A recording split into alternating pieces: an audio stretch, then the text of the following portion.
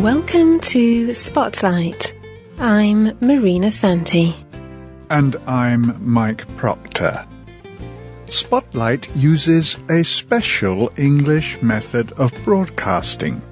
It is easier for people to understand no matter where in the world they live.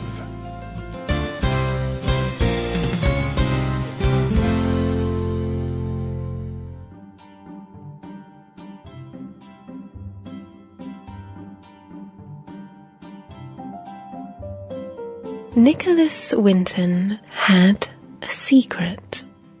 He told no one. For almost 50 years, no one knew what he had done. He did not even tell his wife. Family and friends would look at this small, old man and never think he was a hero.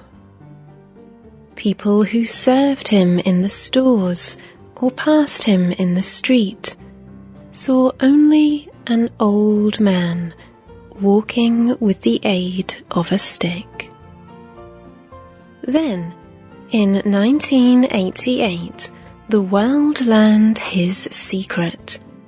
Nicholas Winton had helped to rescue nearly 700 children from death.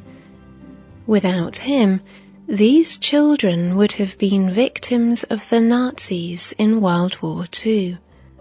Today, thousands of people can say they exist because of Nicholas Winton. During the Second World War, many Jewish people were rescued from the Nazis in Europe. Some of their rescuers became famous names, like Raoul Wallenberg and Oskar Schindler.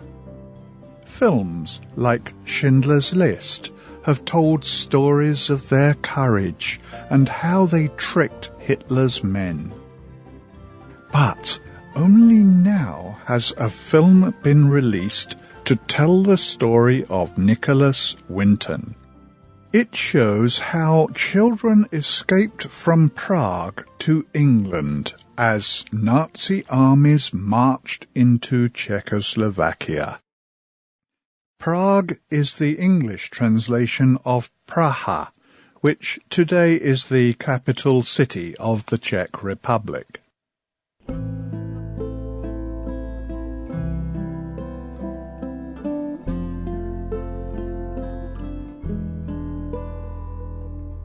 In 1938, Adolf Hitler sent his armies into western Czechoslovakia.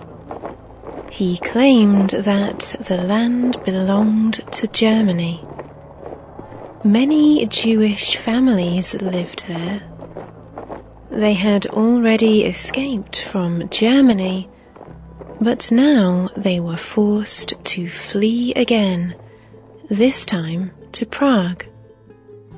They knew they would be sent to Hitler's prison camps if the Nazi soldiers captured them.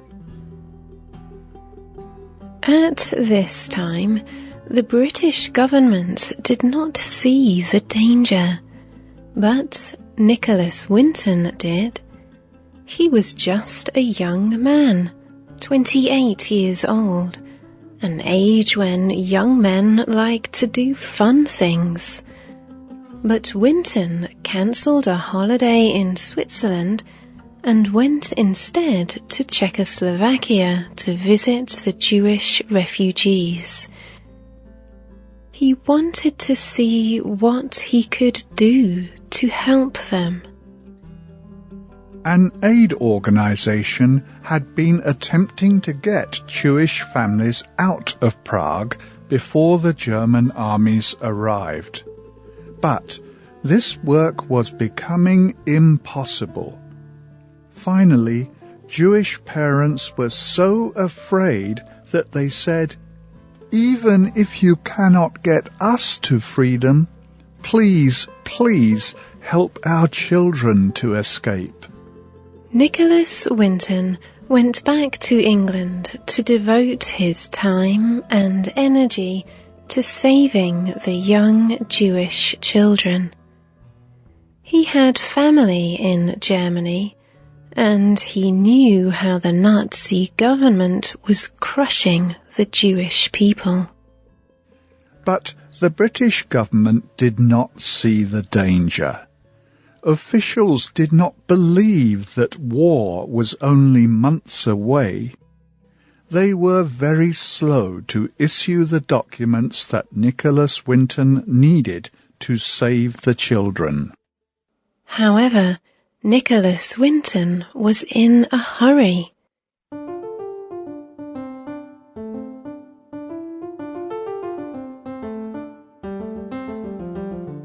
He printed false papers to get the children out of Czechoslovakia.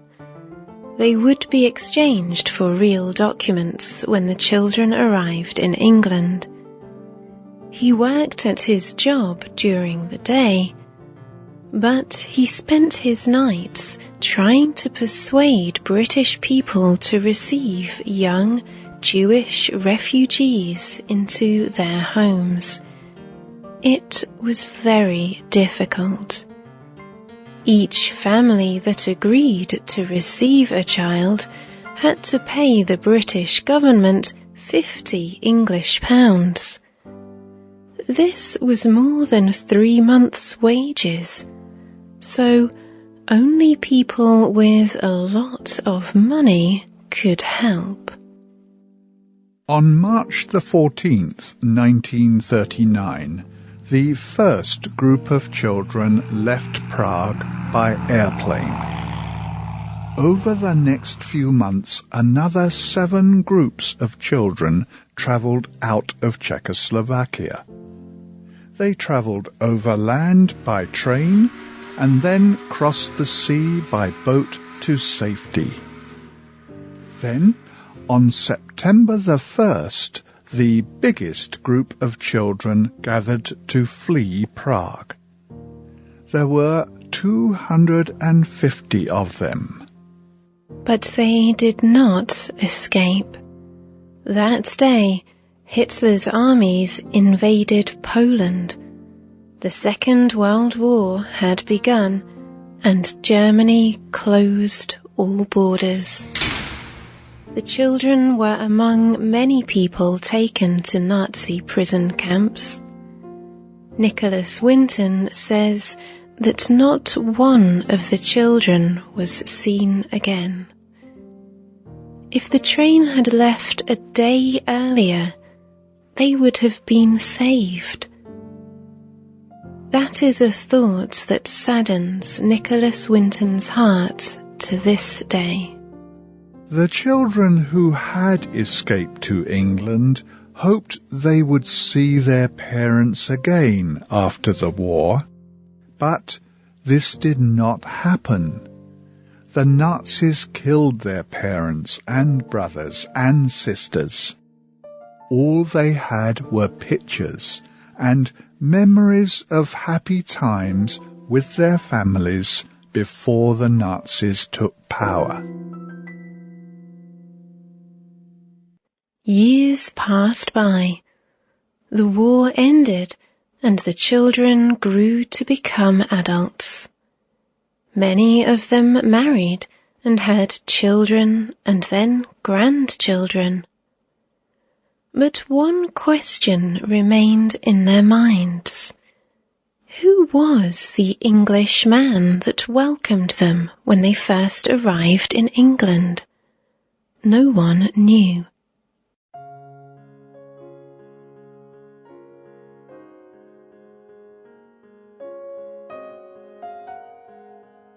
Then, one day, Greta Winton was searching among some old books and papers in her home. There she found pictures, letters, and documents that her husband Nicholas had put away. She told a friend named Elizabeth Maxwell. Elizabeth Maxwell was a doctor of history. She was an expert on the Nazi oppression of the Jews in the Second World War. She was also the wife of a rich newspaper owner, and his paper published the story of Nicholas Winton. People who had been saved read the stories. They wrote to Nicholas Winton to thank him. Then he appeared on a television program.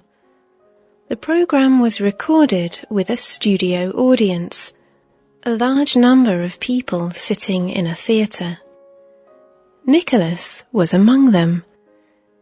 During the show, the presenter asked anyone who owed their life to Nicholas Winton to stand up.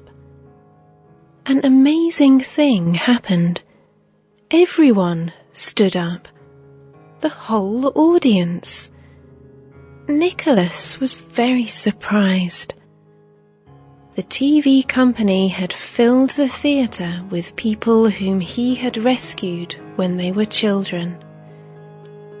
It was a very moving, emotional event. After that, more letters came from all over the world. Today, people still write to thank Nicholas Winton. He is now more than 100 years old. Nicholas Winton has received many honours, including a special title from Queen Elizabeth of Britain. He is now Sir Nicholas Winton. In January 2011, he went to Prague for the launch of a new film about his work. There he was also told that his name has been put forward for the Nobel Peace Prize, one of the greatest honours in the world. The quiet hero is now famous, and he still lives by the same belief that saved those 669 children all those years ago. If something is not impossible, there must be a way of doing it.